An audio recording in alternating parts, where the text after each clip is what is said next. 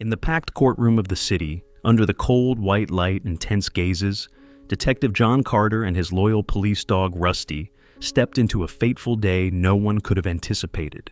Amid the stifling silence of the trial, a resolute bark in an old tape recorder would ignite a thrilling investigation where loyalty clashes with a dark web of corruption. A framed officer, a mysteriously vanished partner, and blood-soaked clues will pave the way to a buried truth. Are you ready to uncover this gripping tale? Before we dive in, don't forget to hit the subscribe button and leave a comment sharing where you're following from. We'd love to know which corner of the world you're joining us from. The courtroom that day was packed to the brim, not because of the heavy sentence looming over a seasoned criminal detective, but because the man on trial had been a symbol of integrity for over 12 years in the force. Detective John Carter, who had led dozens of narcotics operations and was dubbed the Steel Shield of the city's criminal investigation team by his colleagues, now stood in the dock with a rigid expression, hands cuffed, and eyes vacant, as if his soul had been left behind in another version of his life. The charges, accepting bribes and tampering with critical case files, the accusations were delivered with steely precision, the evidence presented so clear, detailed, and airtight that it left him almost no room to argue. A hefty case file, photos of bank transfers, and witness statements, all laid out like a blunt blade, not sharp enough to kill instantly, but sufficient to tear apart every fragile shred of trust in a man who had lived and nearly died for the force. Carter didn't cry, didn't scream, nor did he have the strength left to defend himself. He had tried everything, filing complaints, proclaiming his innocence, even handwriting letters to high-ranking officials, all met with silence. Now, in the vast but suffocating courtroom, he had only one wish: to take his final breath as a soldier, even if it meant falling in defeat. But one pair of eyes never left him from the back row, familiar golden brown eyes that occasionally squinted as if asking, "Why didn't you call for me?" It was Rusty, the police dog Carter had trained and fought alongside from the very beginning. Together, they had raided drug dens and trekked through forests to apprehend fugitives. Every scar on Carter's body bore Rusty's shadow. After Carter's arrest, Rusty was reassigned to another unit, but in the week leading up to the trial, the dog kept escaping, roaming the precinct, sniffing every corner. Today, though no one had brought or permitted him, Rusty was there, lying quietly in a corner of the room, as if he understood this was his master's fateful day. The gavel was about to strike. The room held its breath.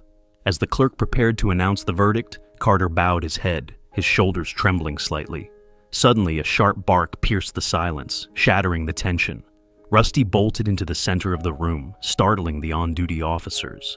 Before anyone could react, he leaped over the barrier, clutching a small, dusty black object in his mouth that looked like an outdated electronic device. Carter's eyes snapped open. The room gasped, some shouted, but Rusty didn't attack or bark again.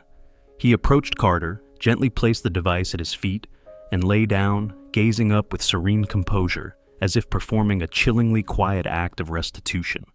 A prosecutor stepped forward and picked up the object. It was a small tape recorder, a model discontinued years ago, covered in dust, but with its play button still functional. No one understood what was happening until someone pressed play. A crackling noise filled the air. Then silence. Then, a middle-aged man's low, raspy, but clear voice rang out. "Carter's too clean. We need to trap him. Evidence, falsified files, I'll handle it. He won't play ball, so letting him live is a dead end. We need to wrap this up fast. I told you, to climb high, you have to cut down the cleanest branches." The courtroom froze. No one moved. Lawyers, judges, officers, all exchanged horrified glances. Some recognized the voice, a high-ranking official in the system. No one dared utter the name. The judge slammed the gavel, voice icy. "The trial is adjourned. Based on this new development, we order all case files sealed and an immediate internal investigation." The atmosphere shifted from tense to chaotic. The press was barred at the door, but the news leaked, sending social media into a frenzy.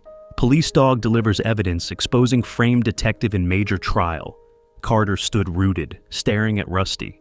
He couldn't fathom how his loyal companion had found the device.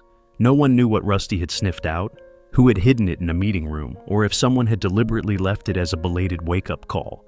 But in that moment, As he looked at Rusty lying obediently at his feet, Carter whispered, almost in despair, "Did you just save me, or drag me into an even fiercer battle?"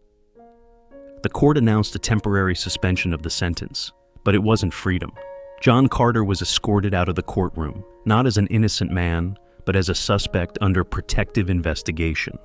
The word protective sounded humane, but those with experience knew it was little different from a cell reserved for death row inmates awaiting their final judgment. Carter was transferred to an isolated section deep within the grounds of the force's internal training center, a place where he had spent nearly a decade training police dogs. It wasn't a detention cell nor a prison. It was more like a neutral zone designed to hold witnesses or officers involved in complex cases that required discreet handling. The room, about 20 square meters, had no bars, but every corner was fitted with cameras. No handcuffs, no shackles. Yet, the invisible gaze of surveillance was always chilling. The only person permitted daily contact with Carter was Officer Sarah Bennett, a classmate from Police Academy and a former colleague in the Criminal Investigation Unit. When assigned to temporarily oversee this special witness, Bennett said nothing. But deep in her eyes, Carter knew she still believed in his innocence. Bennett wasn't one to trust blindly, but the way she looked straight into his eyes, unflinching, told him he still had at least one ally. Each day, Bennett brought food, water, checked his health, and filed reports, all under the scrutinizing gaze of the surveillance system. But only the two of them understood that beneath the veneer of official duty, silent conversations unfolded, piecing together the faint traces of a long orchestrated conspiracy. Carter shared things he hadn't dared mention in official interrogations. 3 months before his arrest, he noticed case files he was handling were frequently swapped. Witness statements vanished overnight. Recordings and notes were replaced with forged versions bearing fake signatures. When he submitted a request to review all his files, just 1 week later, an arrest warrant was issued. Everything happened too quickly, too seamlessly, as if it had all been prepared, waiting for him to step into the trap.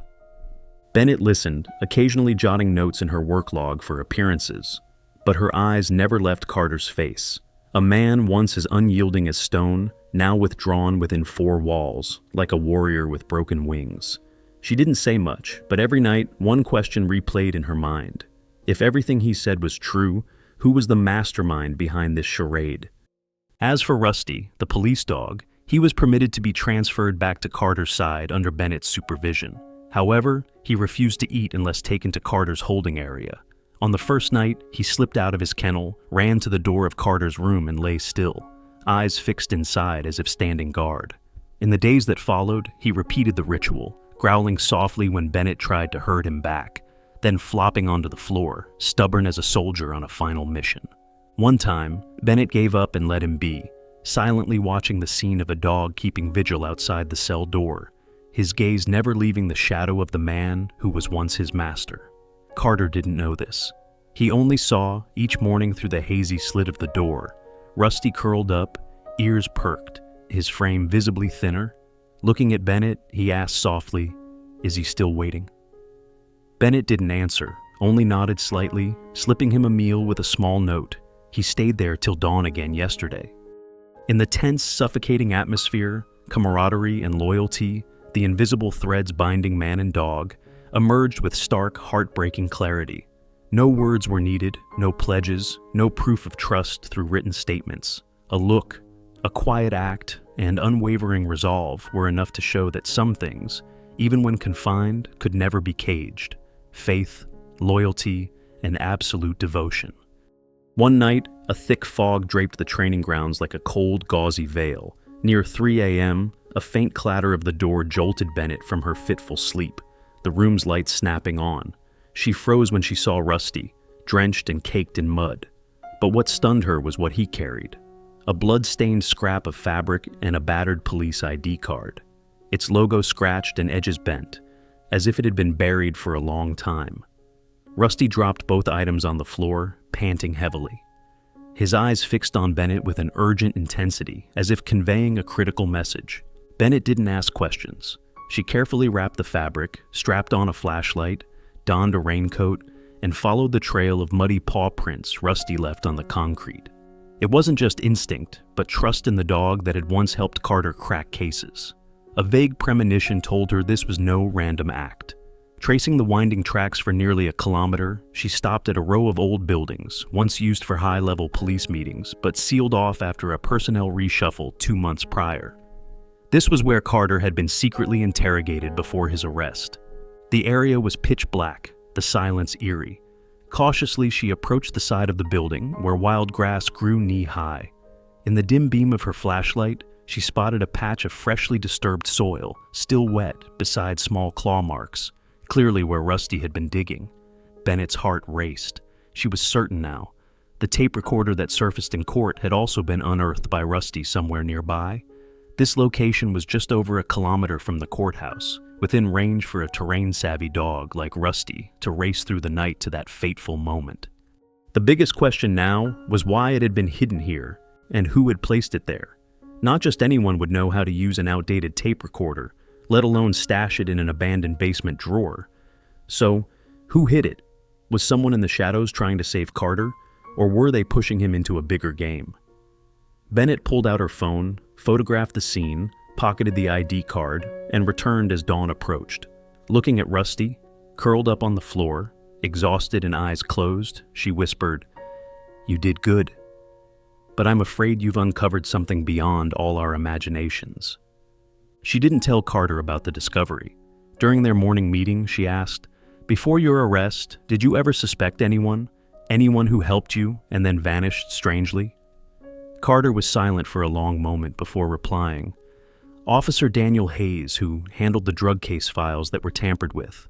A week before my arrest, he disappeared. Sudden leave, no contact. No one mentioned him again." Bennett's eyes flickered, her hand brushing the ID card in her pocket, the faded name on it, Daniel Hayes. That morning the sky was shrouded in fog. Bennett stood silently before the one-way glass separating the interrogation room from the isolation cell. She watched Carter sit still, hands resting on the table, his gaze heavy but sharp, as if dissecting every fragment of memory in his mind. Outside, Rusty lay pressed against the glass door, ears perked, as if guarding an invisible mission. Since bringing back the fabric and ID card, he'd changed, wary, silent, only moving when he heard Bennett's footsteps. The ID card bearing Daniel Hayes' name, as Bennett suspected, was no coincidence. Carter recounted, Hayes was a teammate who directly handled the original files for the drug case that led to his arrest. Meticulous and incorruptible, Hayes was one of the few Carter truly trusted in the unit. But strangely, a week before Carter's arrest, Hayes vanished. His files were reassigned, his absence explained as sudden leave for family reasons. But no one had contact information. No one visited his home, and no one asked further. It was as if he'd been erased like ink not yet dry. Bennett asked, her voice low. "Do you think Hayes kept copies of the original files?" Carter nodded slightly. "I believe he knew he was touching something much bigger. That's probably why he disappeared." Back in her office, Bennett sat before her computer, combing through Hayes' access logs in the internal system. She knew she was playing a dangerous game. If a larger force was behind Carter's setup, her every move could be tracked. But she couldn't stop. Hayes' final login was 3 days before his disappearance, accessing a temporary file archive under a code supervised by Colonel Robert Miller, Carter's direct superior, who had been part of the task force. This detail struck like a dagger into the simmering doubts in Bennett's mind. Colonel Miller, lauded for his impartiality and rigor in handling errant officers, was the one who signed Carter's initial detention order. He also took over Hayes' files after his leave, too coincidental and far too dangerous if true. Bennett felt that the name Daniel Hayes was like the final piece of a hazy puzzle she and Carter were struggling to complete. But that piece raised an even bigger question. If Hayes knew something dangerous enough to be eliminated, who had the power to erase all traces of him? And why was Colonel Robert Miller, a man who always appeared impartial, tied to coincidences that were too chilling to ignore? She resolved to dig deeper. Under the guise of routine evidence inventory checks, Bennett requested access to the old case archives of the police department.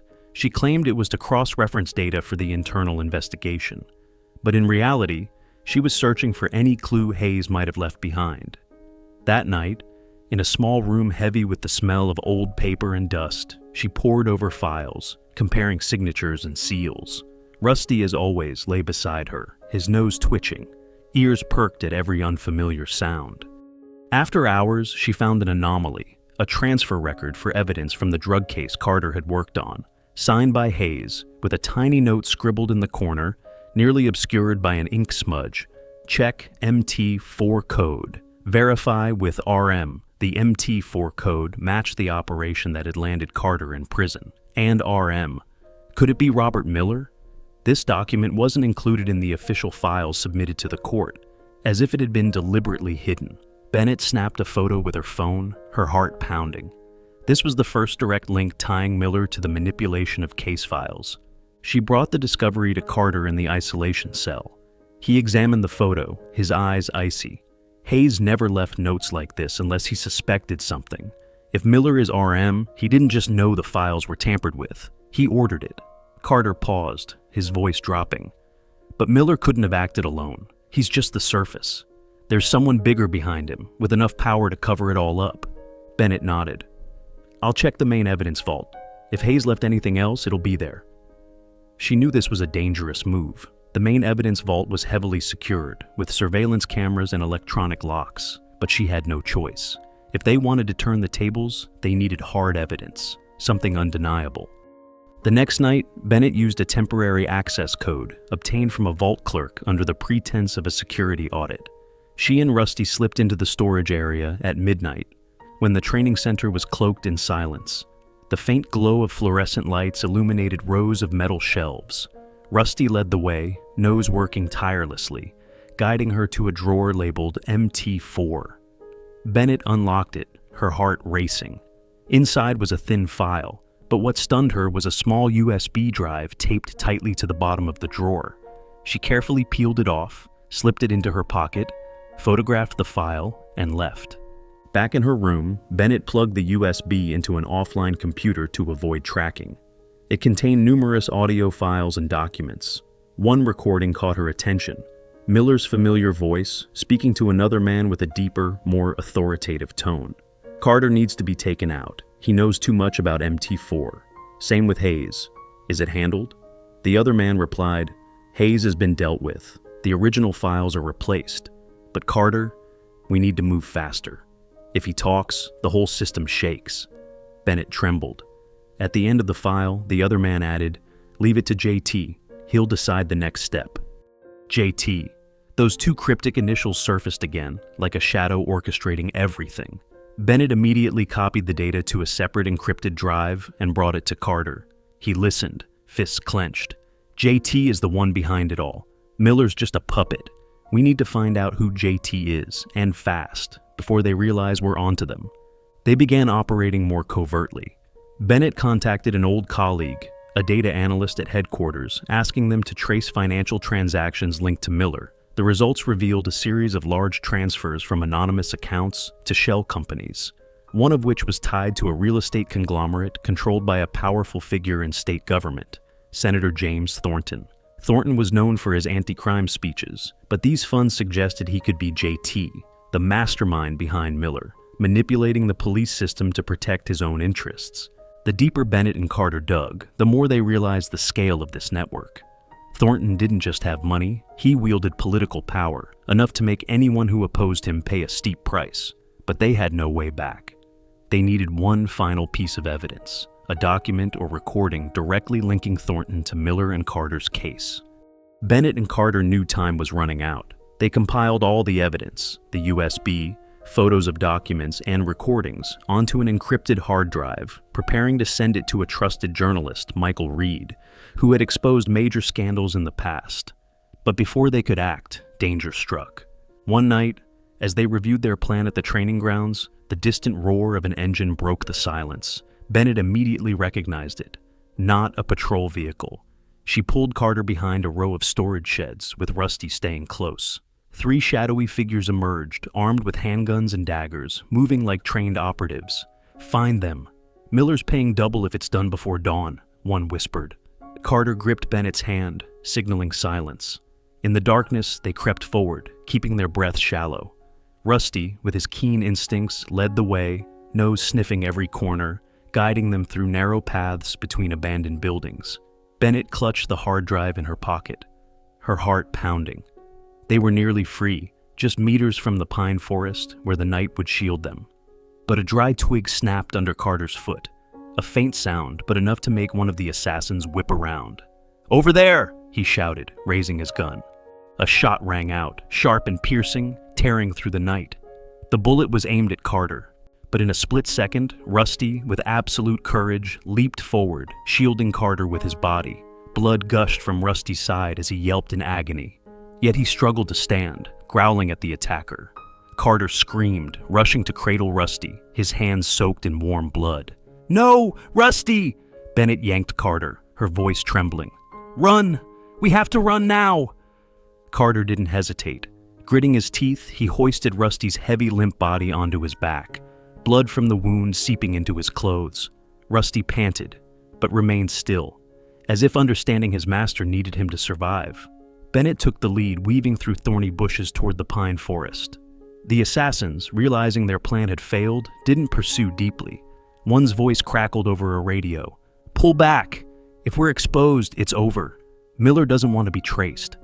They vanished into the darkness, the sound of their vehicle fading. Carter, Bennett, and Rusty plunged into the forest, the night cloaking them. Each step was a dagger to Carter's heart as he felt Rusty's weakening breaths on his back. "Hold on, you have to hold on," he whispered, voice choking. Bennett, though exhausted, pressed forward, relying on her memory of the old training grounds.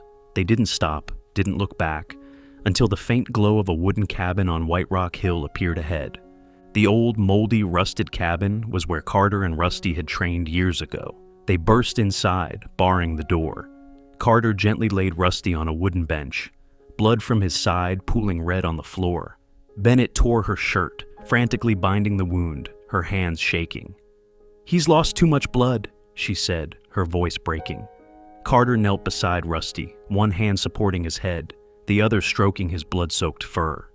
"You saved me, like always," he whispered, eyes red and teary. Rusty's breaths were shallow, but his brown eyes still locked onto Carter's, as if saying, "I'm not giving up." Bennett pulled the hard drive from her pocket, plugged it into a tablet, and connected to a secure network via an encrypted channel. She sent all the data to the one person she trusted, Michael Reed, the journalist who had exposed a healthcare financial scandal the previous year, and once told her, "If you've got something real, I'll make it blow up." The files were sent, along with a message. "If Carter and I disappear, publish everything." The message ticked blue, sent. She looked at Carter, her voice resolute. "We did it. Now, we have to keep Rusty alive." Carter nodded, but his eyes never left Rusty. The bullet had torn through soft tissue, and the bleeding wouldn't stop. He pressed his hand against the wound, as if trying to transfer his strength to his four-legged friend. "This cabin is where you and I started," he said, voice choked. "You have to stay with me, you hear?" Rusty whimpered faintly, as if responding, but his breaths grew weaker.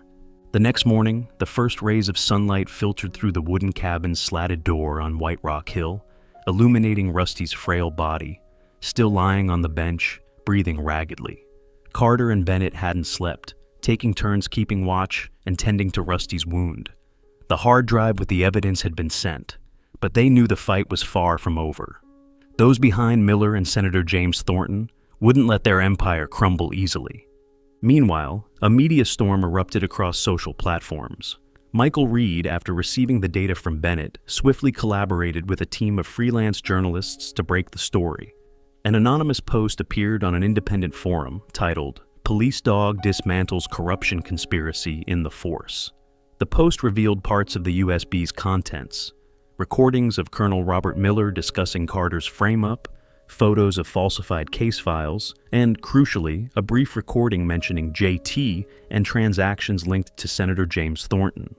Though it didn't name Carter or Bennett, the post shocked readers with details of a police dog delivering evidence in court. Public outrage exploded. Thousands shared the post, dubbing Rusty the four-legged hero and demanding transparency from the police department. Hashtags like Justice for Carter and Rusty the Hero spread like wildfire across social media. International media took notice, raising questions about the integrity of the state's law enforcement. Public pressure, combined with anonymous tips from insiders eager to expose the truth, left the police department with no choice.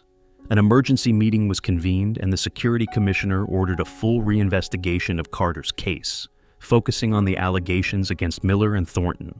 While Carter and Bennett hid in the cabin, a special investigative task force was formed, operating under strict oversight to prevent leaks. A reconnaissance team was dispatched to search Miller's office and home based on clues from the anonymous post. Miller, confident no one would dare touch him, maintained his calm demeanor when summoned. But he hadn't anticipated that the evidence against him had spiraled beyond his control. At Miller's home, in a secret room hidden behind a bookshelf, the team uncovered a small safe. It took hours to crack, but the contents left them stunned. An unencrypted hard drive containing hundreds of documents and audio files. These detailed exchanges between Miller and Senator James Thornton, including plans to manipulate Carter's case files, transfers from Thornton's offshore accounts to Miller, and a list of officers bribed or coerced. One recording was particularly damning. Thornton's voice ordering directly, "Carter needs to disappear. If he talks about MT4, our entire project collapses. Eliminate him, like you did with Hayes." The evidence not only implicated Miller but exposed Thornton as JT, the mastermind behind the corruption network, using his political power to cover up illegal activities, from drug trafficking to money laundering through shell companies. The documents also revealed that the MT4 case wasn't just a drug bust, but part of an international syndicate Thornton protected in exchange for millions of dollars. With irrefutable evidence, Miller was arrested that day, and Thornton was summoned for questioning. Officers under Miller's command faced scrutiny, shaking the police department to its core. Carter's case, once a wrongful conviction, became the centerpiece of a major overhaul in law enforcement. But for Carter, this victory was steeped in pain, as he could feel a brave comrade slipping away. In the cabin, Carter and Bennett received a message from Reed. "Evidence is public, Miller's arrested, Thornton's under investigation. You're safe, but stay cautious." Carter leaned down to Rusty, gently stroking his head. "You hear that? We did it," he whispered. But his voice broke as Rusty's breaths grew fainter. Bennett, eyes red, kept changing Rusty's bandages, trying to keep him alive for even a few more hours. An ambulance was quickly dispatched, and Rusty was rushed to a veterinary critical care center. The initial examination of Rusty revealed that the bullet hadn't hit any vital organs, but the wound had become necrotic due to makeshift first aid and severe blood loss. In the first few days of intensive care, Rusty remained conscious, struggling to lift his head whenever he heard Carter's voice, even wagging his tail when Bennett visited. But gradually, his breathing weakened, his eyes grew dim, and each blink came slower. The veterinarian delivered the grim news. "We've done all we can, but he's exhausted." That afternoon, Carter entered the intensive care room, shedding his jacket and kneeling beside Rusty. No cameras, no press, just him, Bennett, and the dog laboring through his final breaths. Carter took Rusty's calloused front paw, pressing it to his chest. "I'm back, you see that?" His voice trembled. "You won, Rusty." "So why does it feel like I've lost so badly?" Rusty looked at him, his brown eyes glistening. He didn't whimper or whine, just gazed silently, then slowly closed his eyes, as light as a passing breeze, as if he'd only been waiting for Carter's vindication to leave in peace. Bennett covered her face, turning away. Carter gripped Rusty's paw one last time, the final time. 3 days later, a farewell ceremony for Rusty was held at the old training grounds where Carter had taught him his first steps, to bite in drills, to track scents, and to leap barriers. The entire city's criminal investigation force attended. Hardened officers, survivors of countless raids, stood in silent reverence that day, heads bowed. No gun salutes, no hymns of farewell. Just each person stepping forward, placing a medal, a cap, or a faded cloth on the small casket. Rusty was buried in a corner of the grounds, beneath an old oak tree where he used to nap between training sessions. A simple headstone bore an inscription in cold steel. Rusty, case-breaking canine, guardian of a soldier's dreams. Carter didn't speak. He stood there in dress uniform, bowing before the small grave, saluting an invisible rank. Not for any title, but for a camaraderie that never demanded reciprocation. Bennett stood beside him, gripping the hem of her jacket. A gentle breeze carried the scent of freshly cut grass and incense smoke. In the clear blue sky, it seemed an unseen gaze watched them from afar, faintly wagging its tail before quietly fading away. The spot where Rusty rested, a moss-covered corner of the training grounds, became a special place of pilgrimage. No one organized it, no announcements were made, no paperwork filed. But within months of the Canine Heroes passing, people came. Locals, former colleagues, police trainees, and even those who had never known Carter or Bennett. They brought fresh bouquets, handwritten notes, some folded paper bones. Others had children draw paw prints on pebbles, placing them before the memorial stone. Over time, the site earned a simple yet reverent name, Rusty's Memorial Point. From then on, every year, as new police recruits began their training, the first activity of the week was a visit to Rusty's Memorial Point. Young men and women in crisp new uniforms, their boots still unscuffed and shoulders yet to bear the weight of experience, were led down a stone-paved path around the grassy field to that small, hallowed spot. They stood before the headstone, heads bowed. No lengthy lectures were needed from the instructors, just one sentence. This dog saved a framed officer with its blood and its life. That was enough to silence the young minds, their eyes welling, hands clenching, resolving to enter the force not just for a badge or a desk. Children from the nearby neighborhood often visited too. They didn't understand politics or the conspiracies behind bars, but to them, Rusty was a hero. They all called him by an affectionate name, the Justice Dog. One little girl brought a box of biscuits and a bone-shaped toy to the headstone, whispering, "Rusty, eat this. Don't be hungry, okay?" A fifth-grade boy, after hearing the story, wrote about Rusty in a school essay, starting with, "If I grow up to be a police officer, I want a dog like Rusty." Rusty's story transcended the confines of a single case. Michael Reed, the journalist who received the USB from Bennett, turned it into a book titled Guardian of a Soldier's Dreams. The book sold out in its first week. It was followed by a TV series inspired by the journey, introduced with a short but haunting line. Not every warrior wields a weapon. Some four-legged hearts carry an immortal form. The series won an award for inspiration. Countless forums adopted Rusty's story as a lesson in loyalty and unyielding faith. A high school in the suburbs even named its new library, Rusty Never Gives Up, a symbol of overcoming adversity. Bennett, after transferring to the K9 Human Resources Development Unit, visited Rusty's Memorial Point monthly.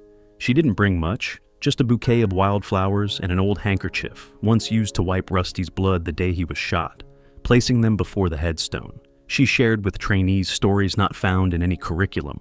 A dog that couldn't speak or write reports did what many with titles, guns, and power wouldn't dare, saved its master, and brought the truth to light. As for Carter, he didn't return to the force after his exoneration. He retired and opened a civilian police dog training center. The sign bore no mention of his rank or the word police, but at its center was the silhouette of a brown dog with intelligent eyes and a small scar by its left ear. He named it Rusty Training Center. The first lesson was loyalty, about a dog no one noticed, who became a symbol known across the nation. Rusty didn't need to speak, set examples, or have medals etched with his deeds. He knew one thing and did one thing until his final breath: uphold justice for his master, guarding a soldier's dreams. Time passed, and the grass at the training grounds grew green again, but the patch of earth beneath the old oak by Rusty's headstone retained a solemn air, part of a story that became legend. The grass there grew slower. No one dared tread on it. Trainees passing by stepped lightly. Fresh bouquets were always replaced. The pile of small stones around the headstone grew, each one a silent vow, a wordless tribute. The story of that brave dog sank into the earth, but from the earth, it rose into the hearts of people. Locals from the surrounding neighborhood frequently visited Rusty's headstone, bringing flowers, cards, or simply standing in quiet remembrance. Some claimed that on rainy nights they saw a white shadow dart across the hill, silent, neither barking nor howling, pausing to gaze at the training grounds before vanishing. They weren't afraid. They believed it was Rusty's spirit, still watching over the sleep of new soldiers. When a new generation of police dogs graduated, Carter stood at the gate of his training center, gently patting the head of a light golden pup with big, deep eyes, much like Rusty in his youth. The pup was playfully clumsy. Carter didn't name it, leaving the choice to the trainees. Without prompting, the entire class shouted in unison, "Rusty 2." Carter smiled, not objecting, but he knew no Rusty 2 could replace the original. Some names don't need to be repeated, they're already legends. On White Rock Hill that evening, the setting sun cast its glow over the stone headstone. A gentle breeze stirred the bouquets placed before it, soft and serene. In his dream that night, Carter saw Rusty running beside him. No pain, no blood, no whimpers. Just the soft patter of paws on grass, like a farewell. But he knew Rusty hadn't truly left, for some four-legged souls carry immortal hearts. Sometimes, justice isn't proclaimed with words, but with the silent bark of a loyal spirit. The story of Rusty, the police dog who risked everything to bring the truth to light, moved people not only because of the blood he shed, but because it forced society to reflect on the value of trust, loyalty, and quiet sacrifice. In a world where those in power can bend justice, turning white to black with a signature or a show of authority, a creature without a voice became the one figure no one could buy.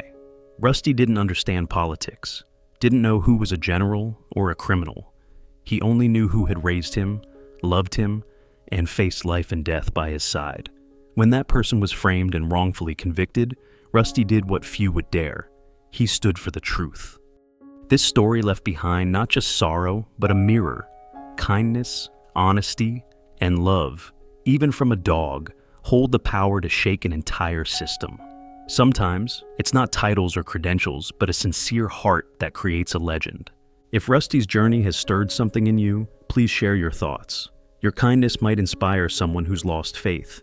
And don't forget to check out our latest videos to stay connected with stories that touch the heart. Because sometimes, a single story at the right moment can save a wandering soul.